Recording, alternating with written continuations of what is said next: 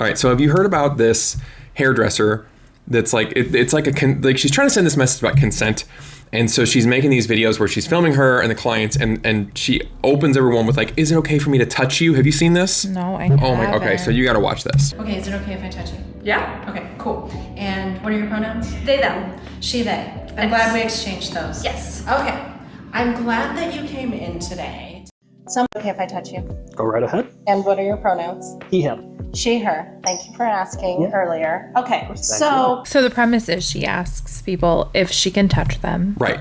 And their pronouns. And their pronouns, right. And then you saw she starts giving the whole like, I'm so glad that you gave me the opportunity to have this conversation, to perform this. Like, it's this ridiculous, it's a performance is really what it is. And like, I get what she's going for with like the consent is an important thing or whatever. But first of all, at the barber, this is the stupidest damn thing ever, because I'm there for a haircut. I scheduled with you for a haircut.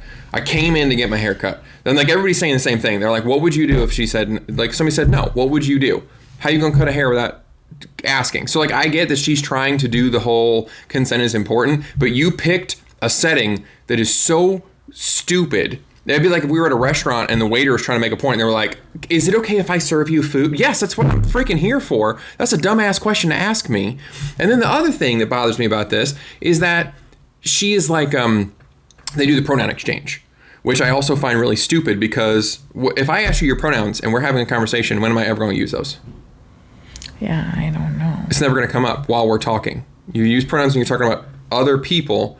So again, maybe like around the salon, like if she's referencing the client to other stylists, or it's very common practice that there would be someone shampooing and another person cutting and all of that. So maybe that's the scenario where she's trying to make people feel comfortable.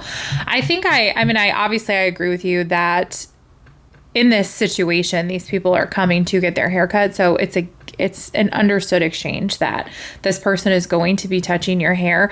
What I think is, though, that the market is going to deal with this as according to what it is. You know what I mean? I think that people who require this sort of coddling, people who want this safe space, people who want to support this kind of language and dialogue and all of that, I think that you know, they're going to come to her. And I think she's very quickly going to find that they're few and far between. Yeah. So capitalism will fix it. Capitalism for the win. That's what I think. Yeah. I mean, I think you're right. Like I think she'll have a small but loyal customer base. Absolutely. People that want to feel good about themselves because they go to, you know, they go to the consent barber or whatever. But I think you're absolutely right. She's gonna have like 24 clients that really care about this crap. Right. And then, you know, anytime I see people doing this kind of stuff on camera, my dandruff gets up instantly, because I'm just like, you stage this shit that the customer sees the phone, you've got the camera, they have this little performance that they're doing, and then I'm just like, I know what you're going for.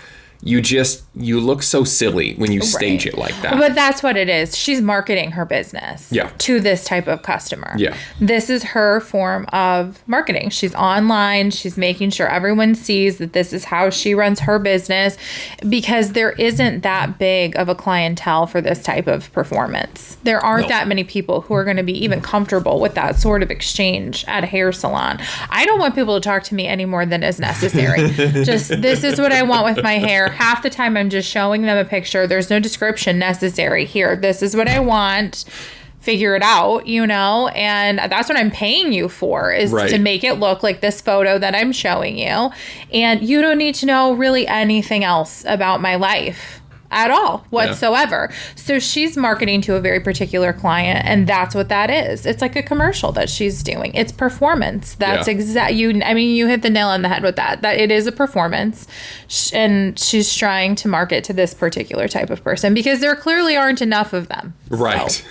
It just looks hilarious. You know, you bring up a good point. I never know how much is appropriate to say to my barber, because the guys I go to, it's 3 guys, and they work like 13 hours a day. Like they're hustling, right? They're getting after it. And I'm always confused, because on the one hand, I feel like I bet they have to answer the exact same questions all day long. The guys are Muslim too, right? So I'm sure they get a ton of questions. We're in the Midwest. A lot of people are like, I don't know anything about Islam, and that's it's a I don't even topic know of so much conversation, Islam as much you as know, like their country of origin. Yeah. Oh, where are you from? And, you know, varying things about their customs and culture and that kind of thing. But so I know people are making that same kind of, I'm sure, like, on the one hand, I bet they're like, that's great. We get to educate these Americans about stuff they don't know about, make Islam seem less scary, whatever, like we're ambassadors for Islam or something, and the Middle East. But then also at the same time, I'm like, I bet you guys have this conversation all day, every day. Yeah. And so I don't ever know if it's polite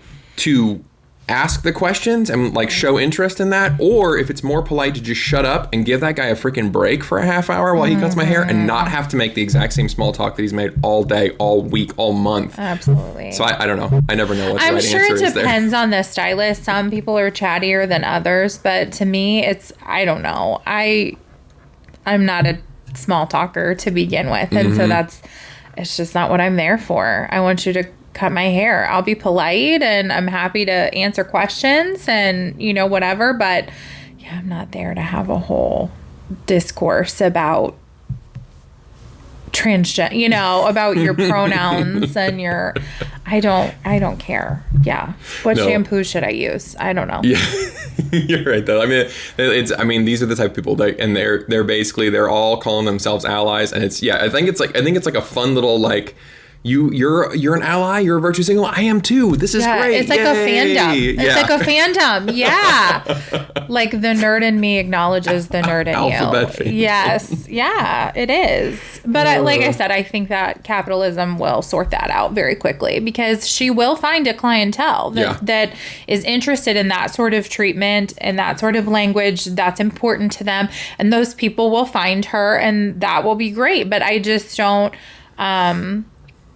I don't know that there's enough clients for this to become like a widespread thing. And I think most business owners, most stylists who are their own business owners, they know that that's not that's not what's going to make them money. And it is their business. I think she's a special case. I want to say that is it's in LA. It's in a big city, something like that. I think it's LA. Well, that tracks. Right. It makes sense to be out there.